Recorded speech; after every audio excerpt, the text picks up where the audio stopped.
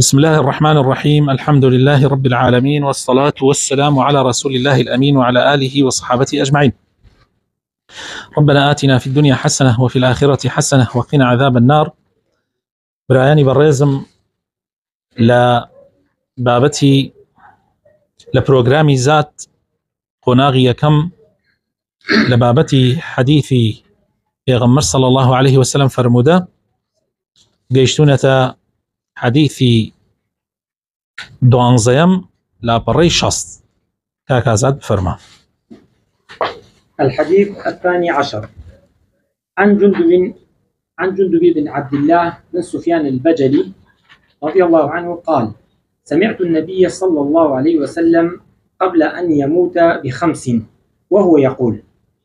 جندبي كري عبد الله سفياني بجلي أفرمي يوم لبيغمبر بو صلى الله عليه وسلم بيش أوي وفات بك ببينج الروج فرموي: إني أبرأ إلى الله أن يكون لي منكم خليل. من تبرأكم لا إخوي پروردگار كوا لناو يويا كسي كبي خليل من به. فإن الله تعالى قد اتخذني خليلا كما اتخذ إبراهيم خليلا. چونك إخوي پروردگار مني كردوا بخليل، شون إبراهيمي كردوا بخليل مني شي كردوا بخليل. ولو كنت متخذا من أمتي خليلا لاتخذت أبا بكر خليلا. أجر كسيك لمروف جدا لخواي پروردگارم بكردا با هاوريجيان بجياني بخليل أو أبو بكر صديقم أكرد با خليل. ألا وإن من كان قبلكم كانوا يتخذون قبور أنبيائهم وصالحيهم مساجدا. أفرمي أواني بيشي إيوا گۆڕی پێغەمبەرەکان و پیاوچاکەکانی خۆیانیان ئەکرد بە مزگەوت. ألا فلا تتخذوا القبور مساجد إني أنهاكم عن ذلك. بۆیە ئێوە شتیوا مەکەن، گۆڕی پێغەمبەرەکانتان مەکەن بە شوێنی نوێشکردن و مزگەوت. من قەدەغەتان لێ یەکەم لەو کارە. ژیاننامەی ئەو کەسەی کە حەدیثەکەی گێڕاوەتەوە. جندب بن عبد الله بن سفيان البجلي، جندوبي كري عبد الله كري سفياني بجلي صاحب النبي صلى الله عليه وسلم، هاوري بيغمر بو صلى الله عليه وسلم، نزل الكوفة والبصرة. دا لا يعني نشتجيه بو الكوفة ولا بصرش، وله عدة أحاديث. جمعاريك حديثي لبيغمر وجراوة صلى الله عليه وسلم. روي عن حذيفة، روى عن حذيفة لحذيفة وحديث جراوة وروى عنه الأسود بن قيس وأنس بن سيرين وحسن البصري وصفوان بن محرز وغيرهم. في عام 7 هجري. أوانشي كحديث لما جراوة يعني أم لحذيفة حديث جراوة يعني صحابة للصحابة، وأوانشي كحديث لما جراوة لتابعين بريتيبون لأسود كري قيس وأنس كري سيرين وحسن بصري وصفوان بن محرز وغيري أوانش لصالي هفتا وفاتي كردوا، لصالي هفتاي كوتشي أم بياوة بالرزا أم صحابة بالرزا وفاتي كردوا. شرح المفردات رافا كردني وشكاني أم حديثة. أبرأ إلى الله أي امتنع من أمتنع من هذا وأنكره وأنكره يعني امتناع لواء كم كوا خليل بخوا قرار دم وإنكاري شيكم، يعني اشتواء بيغمر نيكرد ونايكا. أن يكون لي منكم خليل. الخليل هو البالغ الغاية في المحبة الخالصة. خليل طبعا خوشويست كانم يعني جيشتن بكوتاي خوشويستي، يعني أو بري خوشويستي كي جان بجاني، مشتق من الخلة، لخلة وهاتوا، وهي تخلل المودة في القلب. أيش بريتيا كوا يعني خوشويستيكا تيكل بناو ضلبوا.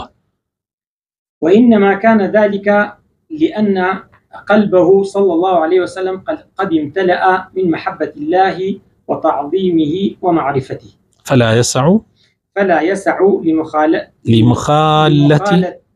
غيره. أما بوشي يعني وايات شو في غمري خوا صلى الله عليه وسلم ضلي بربو لخوشويستي خوا لتعظيم خوا لناسين خوا مجالي وين ما وك كسيكي ترتيا كربدلي بيغمر ببي صلى الله عليه وسلم. بويا أفرمي کەسی تر ناکەم بە خەلیل إلا خوا نەبێ، يعني خوا منی کردو بە خەلیلی خۆی. ئەگەر کەسێکم بکردایە بە خەلیل ئەبوو بەکر مەکرد. فإن الله قد اتخذني خليلا فيه التصريح بأن الخلة أكمل وأرفع مرتبة من المحبة.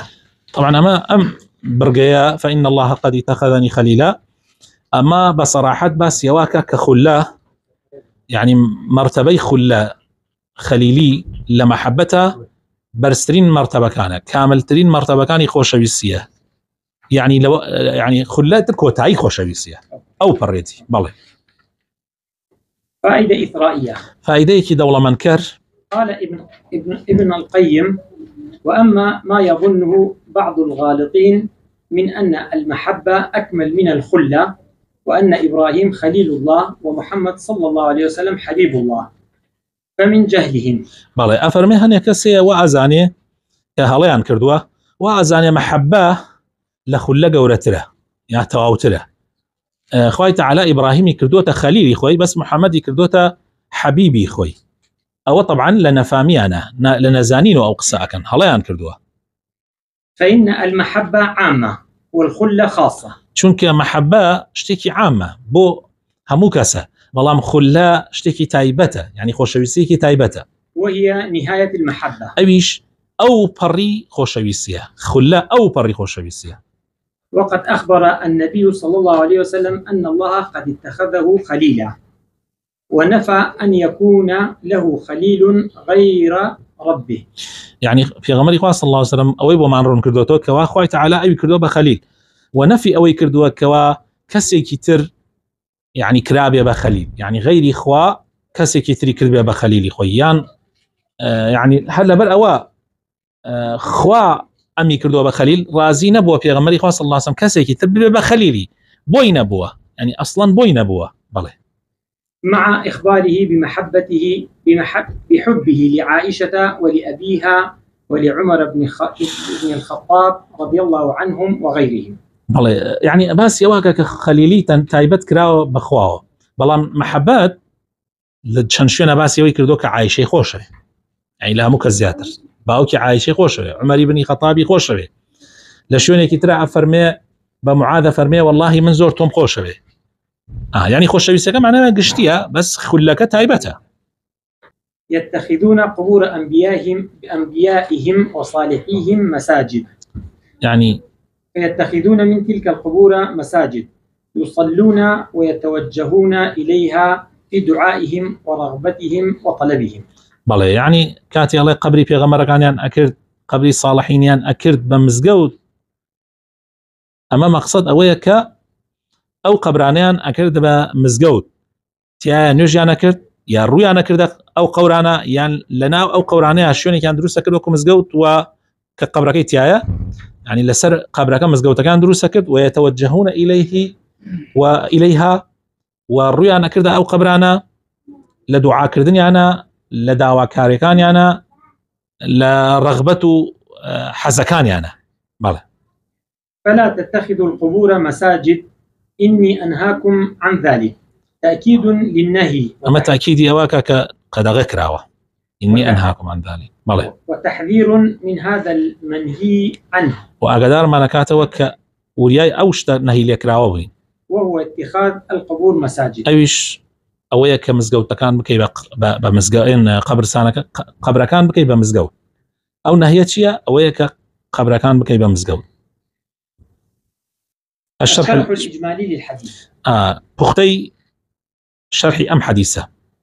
بين صلى الله عليه وسلم في هذا الحديث أن درجة الخلة هي مقامه صلى الله عليه وسلم عند الله تعالى. لنا أم حديثة في غمري صلى الله عليه وسلم أو من بورونك لي خلة لخوشويسيا مقامي في غمرة صلى الله عليه وسلم لا يخوي پروردگار، كما هو مقام إبراهيم عليه السلام، وكوتشون مقام إبراهيم عليه السلام، وأنه لو اختار واصطفى من أمته خليلا لاتخذ منهم أبا بكر رضي الله عنه. يعني أجل لأمتك في غمري صلى الله عليه وسلم كسي بكر دايا بخليل أوش عينسترين كز بو خليلية أبو بكر أبو، لكونه متأهلا لأن يتخذه عليه الصلاة والسلام خليلا. چونکە ئەبوو بەکر لە هەموو کەسێک شایستەترە، ئامادەی زیاترە کەوا ببێ بە خەلیل.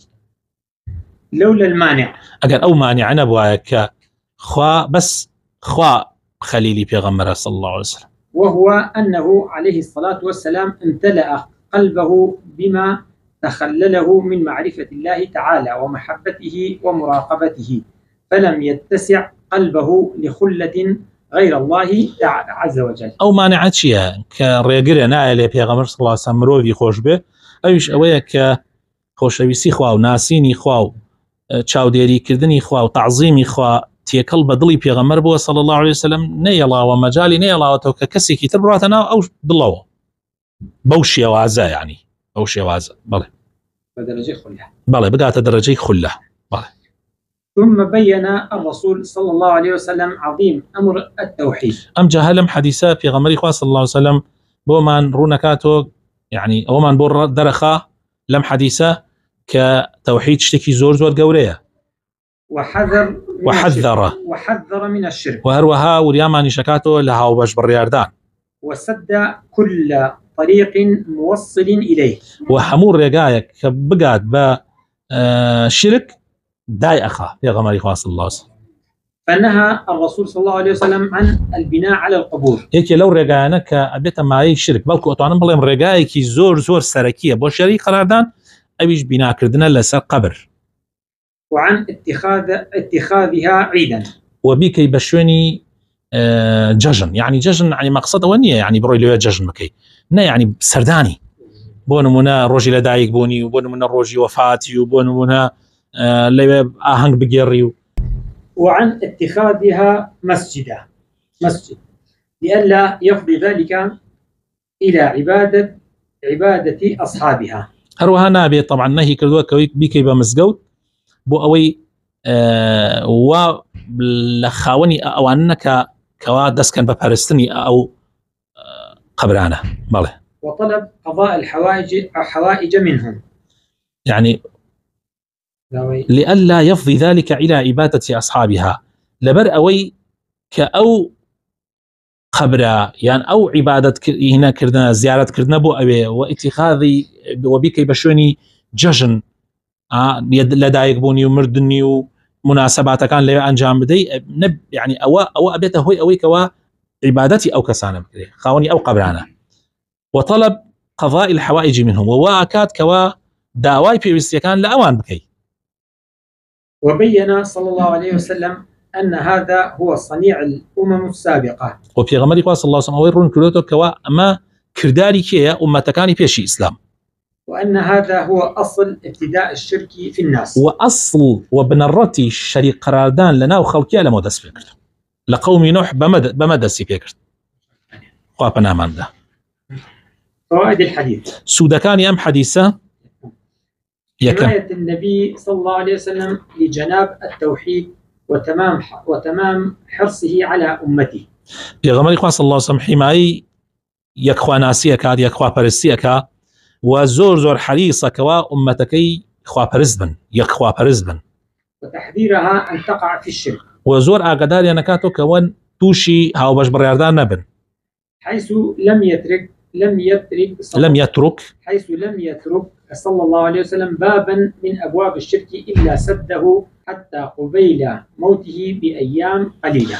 يعني هيج درجايكي نيلا بيغمبري صلى الله عليه وسلم لا درجاكاني الشرك إلا داي خستوها حتى بيش مردني، حتى وبيش روش بيش مردنيتي باس أواك، يعني الله نواك لو دعا قبرك يخون بكنا شوني عيد قبري بيغمبر نكراو شوني عيد، بلام قبري زورك لأصحاب كان يكراو شوني عيد بداخوا. بله. أن الصديق أفضل الصحابة رضي الله عنهم وأفضل هذه الأمة بعد نبيها صلى الله عليه وسلم، حيث صرح صلى الله عليه وسلم أنه لو اتخذ خليلا غير ربه لاتخذ أبا بكر رضي الله عنه. يعني أما طبعا دوهم خال أو ما نبودر خاكوا صديق أبو بكر الصديق رضي الله عنه أفضلي صحابة أبو أخوان للرازي به، وأفضلي أم أمة أبو يعني باشتريني صحابة وباشتريني أم أمة أبو لدواي بيغمري صلى الله عليه وسلم، بس صريحي بيغمري أفرمي أجر كسي كم بكر ده أبا خليل أبو بكر ما كرد، اما بينج روج بيش وفات يعني ابو بكر باشترين يعني اشاره ابو ابو بكر لباش خم ابو بكر بخليفه بله. سيم الرد على الروافض الطاعنين في أبي بكر رضي الله عنه وبيان علو منزلته عند رسول الله صلى الله عليه وسلم. بله مش طبعا ملام يكبو روافض اواني كوا على اساس لخوشويسي امام علي جايتي اصحاب كان تري في غمره كان صلى الله عليه وسلم بتايبتي سي خليفه كيفش امام علي واما اود اخات او من بورو نكاتو كعلو منزلتي في ابو بكر يعني برزي لو باي ابو بكر للاي في غمري خوا صلى الله عليه وسلم. بله. واعلم ان الصلاه عند القبور واليها من اتخاذها مساجد وان لم تبنى مسجدا يعني نيوش كردن للاي قبرها يان روبر وقبر خوي بو خوي بري اواك كرتوتا مزقوت حتى اگر بناشد لسر مروسنا كرده خد بو خد شو اللي يعني وجد كرد لبالا يعني وجد كرد يعني اوه فتحرم الصلاة في المقبرة وإلى القبور بل لا تنعقد أصلا لهذا الحديث وغيره. الله حرامة نيوش كردن برو قبر يان للاي قبره يعني لناو قبر سانة يان للاي قبره بلكو أصلا نيوشكتها دروسنية بفي أم حديثة وغير أم حديثة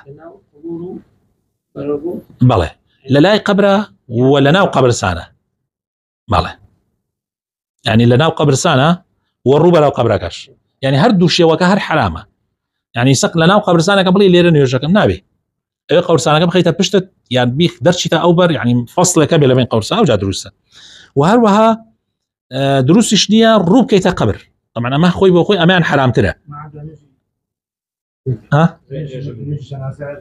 بلا وحالتي كتايبه نوش جنازه بنوش خوي دعاء بس ناو ما ناوش هو حالتي كتايبه خوي طبعا اويك الروب كيتا قبرك وخطرت له لويك لناو قبر سانه كان يشبي الروب كيتا قبر او هر زور خطره لناو قبر سانه كشهر حرامه دبروي يكي ند بيني وازال الرد كذا قبر من عليك ادبيني كسكي تازت مسلمان ادبيني نازانه بله بل لا تنعقد اصلا لهذا الحديث وغيره. يعني اصلا يوجك دروسنيه يعني لبرام حديثه وغير ام حديثه بله. فائده اثرائيه بله فائده كي دوله منكر سوده كي دوله منكر ابطال قول من زعم ان النهي عن الصلاه عند القبور لاجل النجاسه. عندك اسالين نوش كردن لنا وقبر سانه لبر اويا كبيسه قورسان علي اما او بوتشلك هاتوا فهذا ابعد شيء عن مقاصد الرسول صلى الله عليه وسلم. الله اما دورترين شتا لوي كفي غمر ما بستي او به عقلاني كسيه سبحان الله اما الشيطان يعني حول ذات حديثه كانش الله تواب هو حديثه بس في غمر ما بستي او كقورسان بيسه نابي انسان يعني ايواتا بارك ترى بو اوي هر لسر عبادتك اخوان بردوام بو او قبرانا. بل العلة في ذلك الخوف على الأمة أن يقعوا فيما وقع فيه اليهود والنصارى. الله يبلكو علة يعني هو كاري أم حديثك في غمر وعفرمي أويك في غمر ترساوى لم أمتك واتوشي وببن كيهود ونصارى توشيبون وعباد اللات والعزى من الشرك أو أنك لا تعزانا بيشا فرسكرة لا تظنيشين لا تنابك لنا وكاني لا الله وهاتوها عزالة العزيزة وهاتوها حموي قبره ناوي لينا ويبرسن.